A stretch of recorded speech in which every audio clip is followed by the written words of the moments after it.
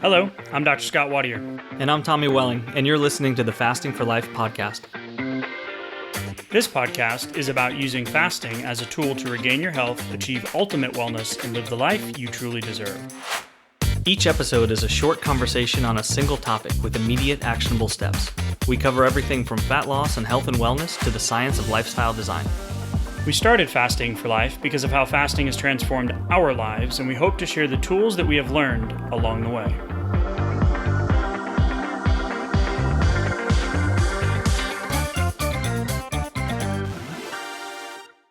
Hey everyone, wanted to hop on real quick before we get into today's episode and let everyone know that the next 7-day fasting lifestyle challenge registration link is live. You can go to the show notes, click the link for more details, or you can go to www.thefastingforlife.com/live. Wanted to speak directly to you if you've been listening to the podcast. Maybe you're new and just getting started, or maybe you've been fasting for a while and really trying to adopt that lifestyle, and the scale just won't move beyond that 2 to 4, 3 to 5 pounds each week. Or maybe you feel like you've hit that dreaded weight loss plateau, or maybe the hunger, or as my wife likes to say, the hangriness has snuck up and bit you on the backside, and you just can't seem to get away from those cravings, or the consistency of your fasting schedule just isn't allowing you to get back on track if you've fallen by the wayside. This 7-day lifestyle challenge is exactly for you. It's coming up in the near future. Please don't miss out on this opportunity. We are super excited to be leveling up this experience and leaving that diet baggage behind, giving you the confidence and the habits to build that long-term weight loss and fasting lifestyle success. Go to the show notes. You can click the link, or www.thefastingforlife.com/live. We will hope to see you on the inside. And now to today's episode. Hey everyone, welcome to the Fasting for Life podcast. My name is Dr. Scott Wadier, and I'm here as always with my good friend and colleague, Tommy Welling. Good afternoon to you, sir. Hey, Scott, how are you? Doing fantastic, my friend. We're going to get into a fun episode today. We're going to break down the barriers of fat and what types of fat there are and how and why they're important, and why fasting can be an incredible tool to get some pretty amazing results. We're also in challenge prep mode. We're just onboarding a whole new group of people into the lifestyle of fasting for life and what it is that we truly do. So yeah. I am excited. I am pumped up. I am ready to dive into visceral fat, or VAT. There's going to be a lot of fun wordplay today, I have a feeling. And we're going to get a little bit nerdy. So hopefully we both have our big brain shoes on today so we can land the plane here and give you guys some actionable things that you can take away today, that you can put into your day-to-day life, that can get you the results and adopt the fasting lifestyle that we have found to be so transformational for us, as well as so many of our other listeners. So, Tommy, I think that's all we got to do today, right? Yeah, that's it. Just a really short order, and no big deal at all, right? I think this is gonna be cool to get into here, because this is something that I knew existed. I knew it was important, but I didn't know how to put all the pieces together. I didn't know why, when I kept hearing, oh, well, you could have visceral fat, you could have fat around your vital organs, and that could be a problem. But I didn't know what that meant for me personally, or if it was important, or should I have to worry about it now, or should that be something that I think about later on? How do I fix it, even if it is an issue?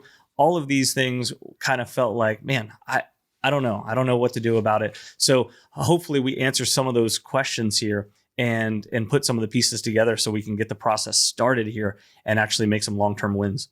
Yeah, and this came, again, if you're new to the podcast, go back and listen to the first few episodes where you'll hear why we started it, who Tommy and I are, what we've done, what we've accomplished with fasting, and how it's given us our lives back to be better dads, better husbands, and literally correct years of frustration in us trying to regain our health by getting the weight off and ultimately keeping it off. So a lot of this stuff has come from self-discovery, and we always want to speak from a framework of experience. We go find some research articles, we're going to unpack it. But what I found with that frustration and that journey, and what we hear from so many people is, I've tried so many times and I just can't get the results to stick, right?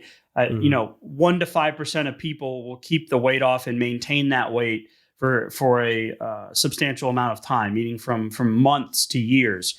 And it's just a struggle. And, that's where the motivation to kind of unpack this stuff comes from us, is so we can give you stuff that can help you in your day to day, simplify the process, and like you said, get those results. So, I went back to the original problem and pulled out my old DEXA scans, and we're going to talk about what that is and why it's important. But there's so many different metrics out there that you can look at. Okay, well, body fat percentage, great. That's a good metric, right? Looking at lean muscle tissue versus the fat tissue you have on your body and how that relates to health. BMI is the most commonly used diagnostic tool for characterizing healthy weight versus overweight versus obesity versus, severe obesity. Yeah. And BMI doesn't do a great job of breaking down those differences in body fat. So you can get out there into the Dr. Google world, into the information super highway, and get lost. And most people will get frustrated to a certain point and then put in a lifestyle overhaul with a eat less, move more type strategy. And what happens is then you get stuck in this cycle of, restriction, omission, and then you fall off the wagon and the binging comes back and the old lifestyle habits come back. And then you go back to the old dieting lifestyle and you get this yo-yo kind of thing that takes place, and you don't really end up in any better of a place, and you're more frustrated and more annoyed. And that's why fasting can be so powerful, because it can simplify that process and also help balance out some of those sticking points. And that's why we focus so much on doing our challenges 8 times a year and have the support pieces in place to be able to get you out of that cycle and into a vehicle that allows you to break through those pain points, get results, but also have an understanding that the framework that you're operating in now, looking at those metrics like the scale and the BMI and blood panels and that type of stuff, isn't the vehicle that's going to get you to the end result. And we want to kind of unpack another metric that we can look at, like when we talk about insulin resistance, like what is your fasting insulin number? What is your inflammation markers? Like what is your CRP number, right? Because we did an episode on that talking about how that blocks leptin. Well, what is your visceral fat content, right? What is visceral fat? Why is it important? Why is it more important, in our opinion, than a BMI calculation? Sure. And then ultimately, how can fasting, speed that process up or reassure you that you're doing something right? And how do we test it? How do we look at it? And ultimately, how do we use that as a tool to make sure that we're getting the results that we want? So I know there was a lot there, but that's what we're going to unpack today. And starting with what is visceral fat compared to subcutaneous fat, et cetera. Wow. Let me address one point, which was that whole sticking point problem. Yes. I can't tell you how many sticking points I had during my weight loss journey, my decade weight loss journey. And, at those sticking points, you get to a point where you go, okay, well, it's not working. I've restricted calories to, let's say it's 2,000 or it's 1,500 calories. And now it's not working. So let me just restrict it a little more because I don't know what other lever to pull here. And when you do that, you end up, going further down the wrong path. It wasn't working before, and it's still probably not going to be working then. Or if it does spark some new results, it's probably not going to last very long. And that's a really frustrating way to operate, let alone the fact that the why behind the actual results that you're looking for is going to have to be really strong to continue to carry you on that process. So when we start to understand what visceral fat is, the fact that, we actually have fat cells that are around our vital organs. And why does that matter? Are they the same kind of fat cells as what's, in the flab in the back of my arm, right? Or around my hips or my lower midsection or around my legs, like in any of your trouble areas, but they're actually different. Those visceral fat cells are actually different from the rest of the body fat or the subcutaneous fat. And that's part of the issue there that's not talked about very often, because the visceral fat cells are actually hormonally active. They're actually signaling to the rest of your body, to your other fat cells, to your brain and the rest of your body, what's going on. They're giving updates, hormonal updates to the rest of your body as far as how much fat you actually have stored. But the problem there is that the more visceral fat we have, the worse those signals get, the more unclear they get. And that's part of the cascade of problems that we have here. And we're going to mention that with a panel when we look at changes in the heart, like in the heart function related to that cascade that you just referenced. So that was a really good place to start, which is the difference between visceral versus VAT versus SAT, right? So body fat percentage looks at the total body fat that you have on your body, right? Well, there are some different, like you said, types. So visceral, deep, intra-abdominal, so in between the organs. It's not the stuff that is beneath the skin, which is the subcutaneous, right? So the area that we want to focus is around that midsection. And, the gel-like fat or that visceral fat is around those organs like the liver, the pancreas, the kidneys, et cetera.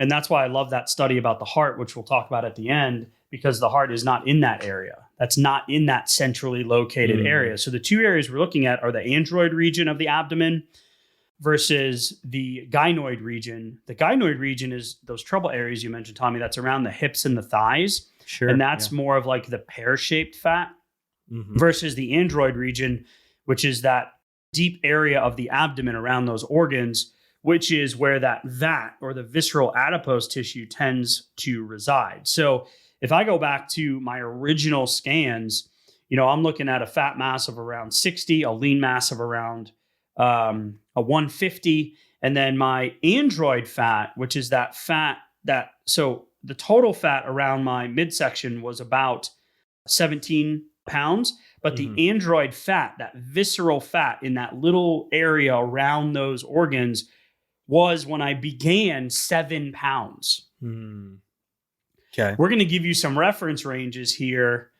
that I didn't know until we prepped for this podcast. Yeah.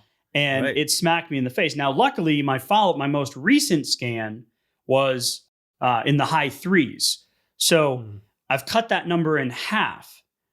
But the reference ranges show that I need to cut that number by 80% again.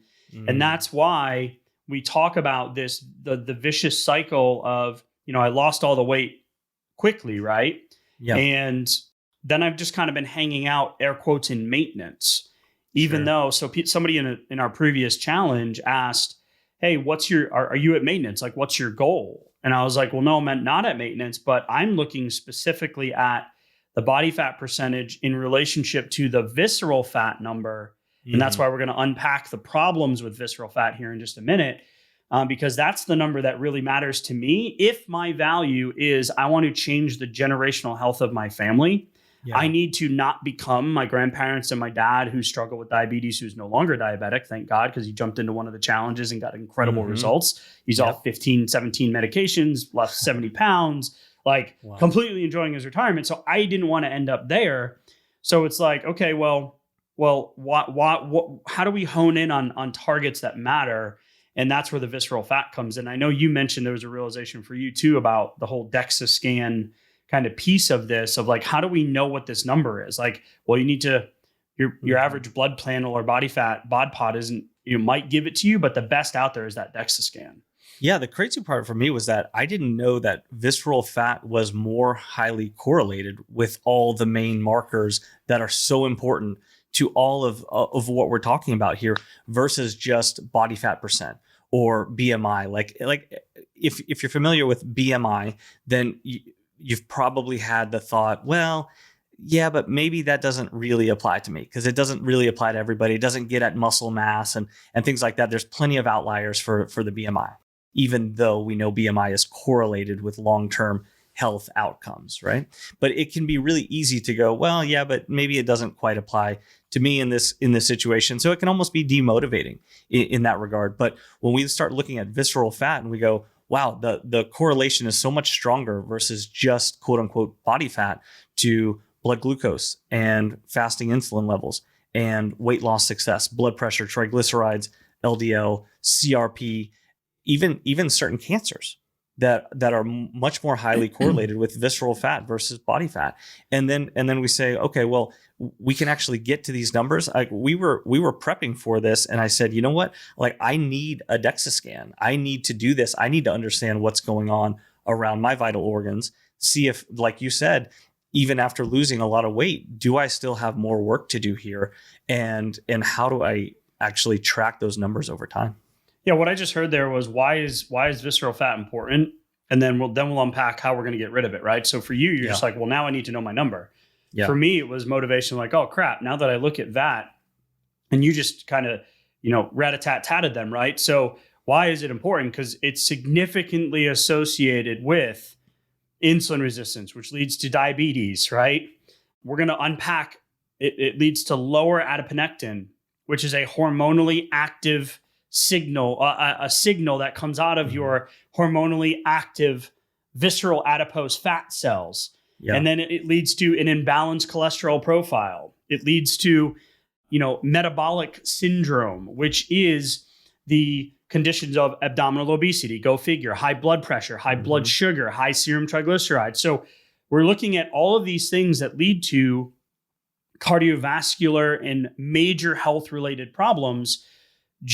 I shouldn't say just, but looking at the amount of fat that we have in that android region, or that centrally located region down by those organs. So when we're looking at this, there's correlation and causation between carrying this extra weight around us. And that's why we always go back to if I go through this cycle of losing weight, gaining weight, losing weight, gaining weight, losing weight, gaining weight, and you've been doing that for years, getting off that crazy roller coaster is of the utmost importance now more than ever, right? So if you've been doing that over and over and over again, it's time to break through giving back those 5 to 8 pounds that maybe you've been losing and gaining with fasting. Yeah. Right. Wow. You're still in the cycle. You might not be in the eat less, move more, mindset anymore. You've adopted fasting as your lifestyle, but 1 or 2 times a week, personally, again, this comes from personal experience, and then connecting the dots is I noticed that with our date nights, and then one other night a week, I was having an IPA or two. Mm-hmm. And what I realized was that I was in that same situation where it was like, I wanted to work on my visceral fat and get down to that lower body fat percentage, right? Yeah. When somebody asked me, well, what have you been doing? I'm like, well, I've just kind of been hanging out at maintenance, doing my 1 meal a day, right? Taking part in some of the weekly schedules that we do, and, really setting my week each week, but not really having that motivation to push forward. What I noticed was that those couple of instances where I was having just a few, like 2, maybe 3, that was kicking me out of fat burning for up to 36 to 48 hours. So I was literally just going up 2, down 4, up 4, down 2, and I was living the cyclical hell.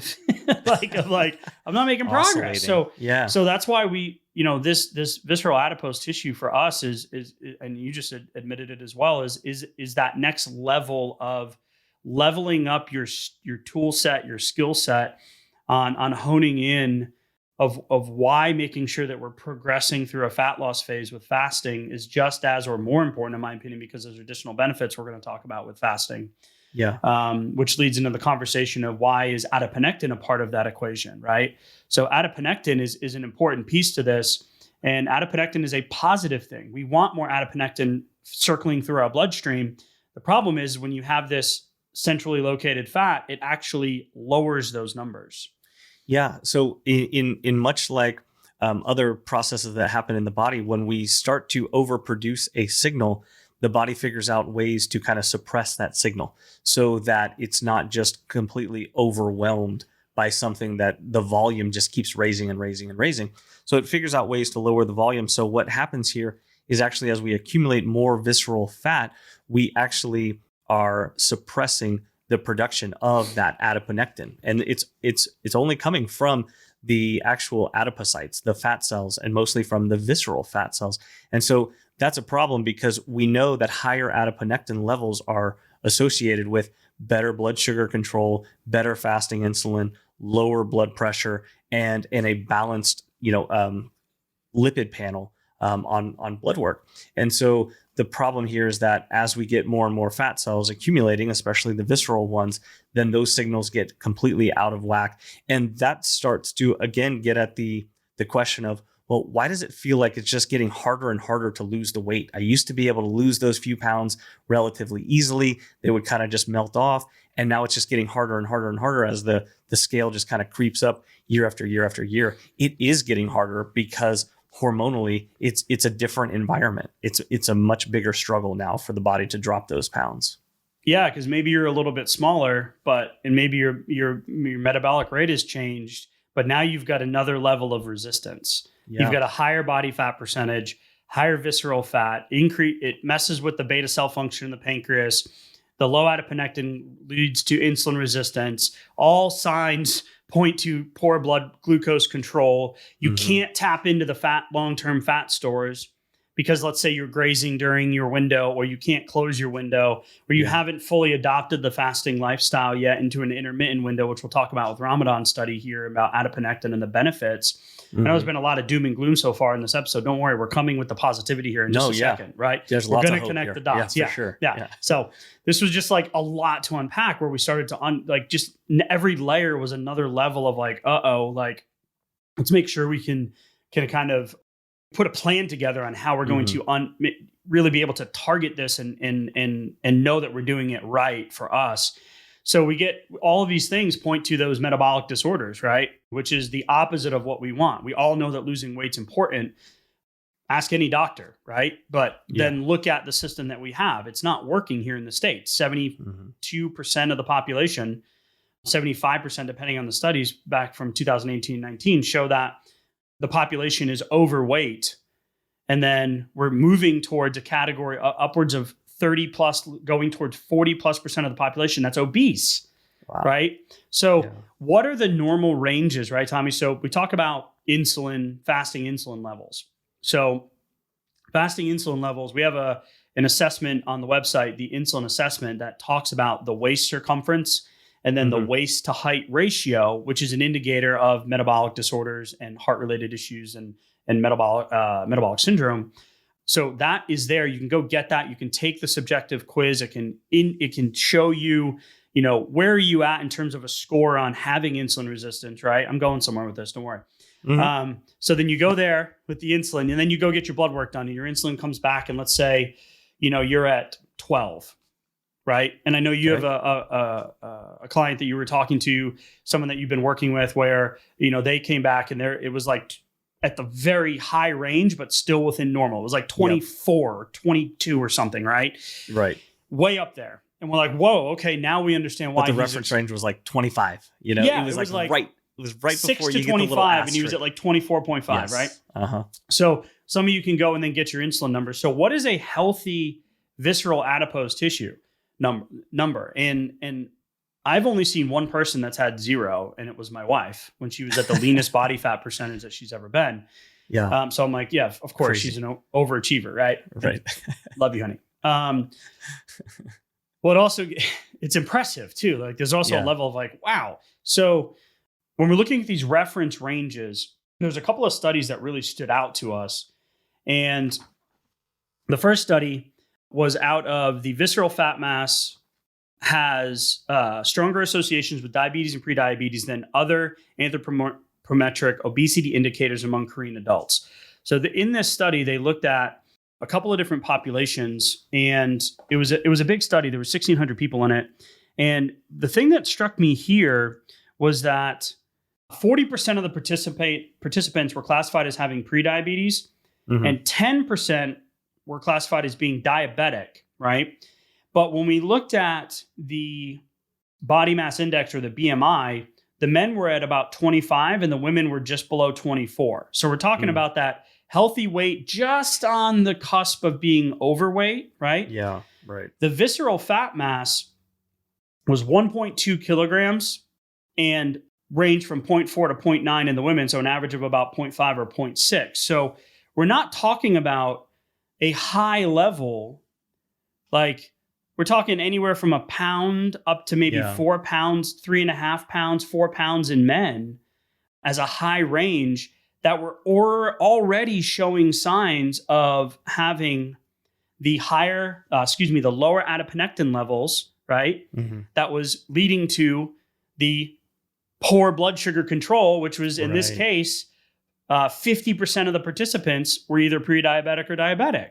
And I'm sitting here going, yeah, great. I'm not at 7 anymore, but time to get an update, right? Where am I at? And then obviously you had this similar realization. So I need to establish my own reference range. Like where am I? I don't know where I was 2 years ago, but I can certainly figure out where I am now and then actually redo it 90 days from now, and see if the needle's moving, and just understanding the fact that, there's a couple of studies here that we found that started to establish this reference range in different patient or different populations rather. But, it's not something I've ever heard cited before. Like, your visceral fat should be XYZ. I've heard, hey, these are the markers for, body composition, for body fat, right? Mm-hmm. And then it's like, oh, here's a picture of a bodybuilder. Here's a picture of someone who's overweight. Here's kind of a normal individual, but never hearing how many pounds or how many grams even of visceral fat is healthy. And then when we start to be able to see this and go, oh, well, this is what's really correlated with those long-term health outcomes that we're looking to improve and gain control over.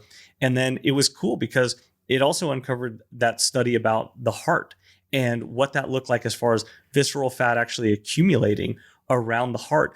And the fact that even before those clinical symptoms show up, we can start to correlate what's going on, how much visceral fat is around the heart. And that's actually showing the problem even before we get there, kind of like looking into a crystal ball a little bit. And that's the really cool thing about understanding your visceral fat. Yeah, I want to zoom out just because you just said a couple things there. And for clarity, in that study, it was the visceral fat in the android region that was affecting the heart. And we'll unpack that in a second. Okay. But it's that progression, right? So what is the reference range? And then where are we looking in that crystal ball of where we're going? And what shocked me or stunned me in this was the fact that there was this other study, the visceral fat reference range, right? In the European men and women, this was in PLOS1 in 2017, age 20 to 30 years. And this was done through a DEXA scan.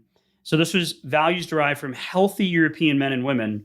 Mm-hmm. And the average of the group. So men typically have more visceral fat than women. And in this study, in this group, and this was another large study, and the visceral fat reference range is in grams, but about 450 grams is about 1 pound. Mm-hmm. So the average in this, the men were up over 500, so just over 1 pound of visceral fat, and the women were just under 1 pound of visceral fat. Okay. So again, a very small number in healthy individuals, right? So what is the reference range that we should be shooting for? Less is better. Yeah. We want less. And subcutaneous fat does have some correlations and can be linked to issues as well, but they're more of the inflammatory kind. They're more related to like the CRP markers, inflammation. They're not directly related like the visceral adipose tissue is to the more serious conditions like the metabolic issues and metabolic syndrome. So that's why when we talk about body fat percentage, really focusing on decreasing the body fat percentage, but making sure that we're decreasing the VAT as well, which leads us to the really cool study of Ramadan fasting. Yeah. So this is where we were asking the question, okay, well, so what can we do about it? And can fasting help with this? If I know this is an issue, or I think it might be, can fasting help? And so it's really cool because a lot of the studies that have actually been done on fasting oftentimes involve Ramadan, because it's kind of it's going to take place and people are able to observe what happens. So it's cool because it's an easily controlled environment, right? It's like there's a large population, Muslim population that's doing this. So it's like, all right, well, yeah, there's a lot of studies out there. It's really, it's cool. Yeah. Let's take some blood work and ask some questions, during this time. And so what I like is that typically in most of the Ramadan studies, we don't see a very big actual weight loss, like a net weight loss. But so even when weight loss doesn't occur, we start to be able to uncover, okay, just consistently going into that like 13 to maybe 16 hour kind of fast range, we can start to see some really cool effects. And they often happen to do with insulin or blood sugar control. But here we started to see an increase in those adiponectin levels, even just over a few weeks of consistent 13 to 16, 17 hour fasting, which is really, really cool, because in order to see those changes in adiponectin levels, normally those would be correlated with an actual change in the visceral fat. So even before the visceral fat had a chance to change, we had an improvement in adiponectin levels. There's 2 points here that I want to make. One is, I didn't realize that depending on where you live in the world, your fasting hours from Ramadan will differ, because it's sun up to sundown, right? So for the people living in Greenland, you got the short end of the stick. Or here in the States even, because you're going to be more towards the intermittent fasting level, that 15, 16 hour. But there are places like in Uruguay and Paraguay where it's 11 to 12 hours. So that's probably why we don't see the weight loss changes in these studies, because it's really not a caloric deficit driven fasting window, right? Or fasting range. But I love the fact that even in that situation, right, with the shorter windows, there was a significant increase in the serum adiponectin. Yeah. Right. So like the body was, and so this is the interesting thing, and there was an increase in triglycerides. So what we don't want to do in the low and slow method, or the intermittent grazing, I'm a fasting type, I'm a gratuitous grazer. Yeah. Right. Or I'm the priority pivoter, where I just kind of like make up my pivots as I go to fit what I really want to do, and I don't really have any boundaries, right? Right. Or the weekend warrior, right? Fasting type. But for specifically, the cool thing with fasting, and so we get that adiponectin level raising, which is what we want. But the increased triglyceride here, for some of you, you might be, well, isn't that a bad thing? But what that's showing is that we're actually tapping into some of the fat stores. Yeah. We're able to produce and break down those fat cells. So this is what we talk about with, getting stuck in that cycle, Tommy, the crash dieting cycle, right? The yo-yo type thing. Yeah. Is if you're in that model, you're constantly feeding and not able to be tapping into, you're always hungry. You're doing the few small meals. You're doing the snacks in between, right? Even fasting, if your calories are restricted. Right? Like even if you are at a calorie deficit, right? So when we do that, we start to increasingly restrict, like you were saying earlier in the conversation, we consistently restrict, and we paint ourselves into a corner where we can only restrict further, but it's only furthering the cycle. So when we take a step back and we start to say, okay, well, in a 13 to 16 hour fasting range, we get an improvement in adiponectin here. So what happens if we keep going? What happens if we consistently apply this as a lifestyle? What happens if we break through that plateau, get the scale starting to move, and then we start to consistently tap into those long-term fat stores like you alluded to, with those increasing triglyceride levels, which means I'm actually tapping into my own long-term fat stores, which is a really cool thing. Now I start to see the momentum build. Now I start to see the scale start to move in the right direction, and I can continue to balance things out while I drop the visceral fat. And that's exactly the process that we get started in the challenge that we're going into here. Yeah, and to just one more point on zooming out is that with that heart study that we had mentioned, there were changes in the echocardiographic study. They were looking at these hearts of these obese patients, and they were normotensive, so normal blood pressure patients. Mm-hmm. And they were looking at the abnormalities, and they found that there was a direct correlation between the amount of visceral fat and seeing these changes on echo without any symptoms showing up in terms of blood pressure changes or heart function. Wow. So this is that crystal ball piece looking to the future. Well, okay, let's get the body fat percentage down. Let's get off the, like you just alluded to, the crazy crash dieting, yo-yo dieting, fasting, gratuitous grazing, gonna move my fasting window cycle. and let's hone in on some real targets and some real metrics. Let's get a DEXA scan done.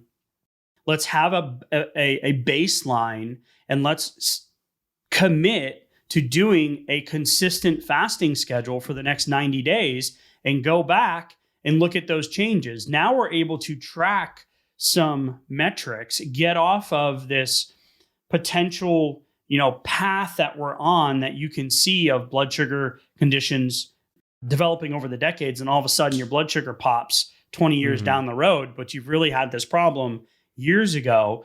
So where do you start? Well, the takeaway today is it's time to level up your fasting game. And we've got the challenge coming up on April 13th. And you alluded to it already, Tommy. You already mentioned it. If you've been on this, I've been losing the same 5 to 8, or maybe you've lost 20 or 30 and you can't get past that next the next plateau, right? I'm raising my hand here in an audio medium that I've been chilling at maintenance. And I have this knowledge and conviction of now I know, well, yeah, there's another level of importance here, right?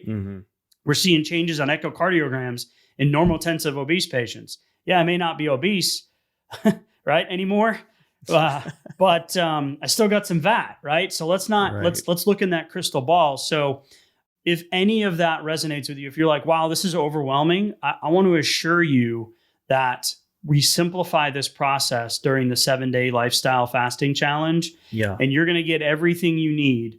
You're going to break through that plateau, get off the crazy cycle, the yo-yo cycle, the fasting fatigue, let's say you're having. We're going to push you. We're going to encourage you. And I know, because we look at the data from the last few challenges, that the average weight loss is between that 6 and 8 pound range. And we're also going to teach you what you can do to continue to keep it off and continue to move the ball forward. So I'm pumped that this conversation and this topic came up now, because it's a perfect time to jump in the boat with us and start rowing in the right direction.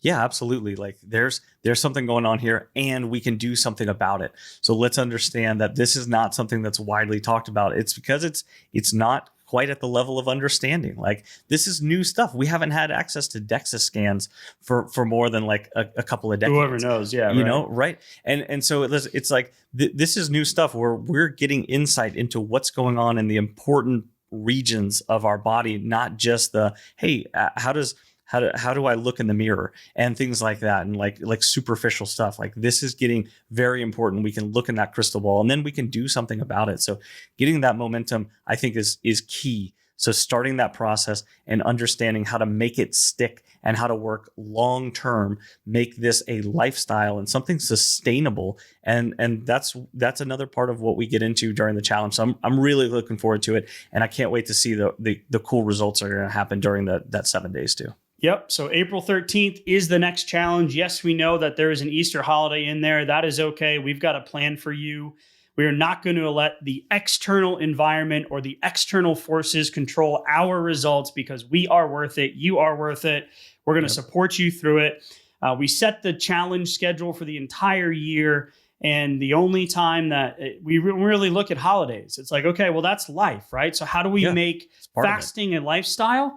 Well, you got to figure out how to navigate life with fasting. Yep. And I'm just super pumped because we're leveling up the experience. And I am just excited because it feels like just yesterday we finished the last one. Right. We've got an amazing group of people that we've been working with and seeing some amazing breakthroughs. So April 13th, you can go to the show notes or www.thefastingforlife.com/live.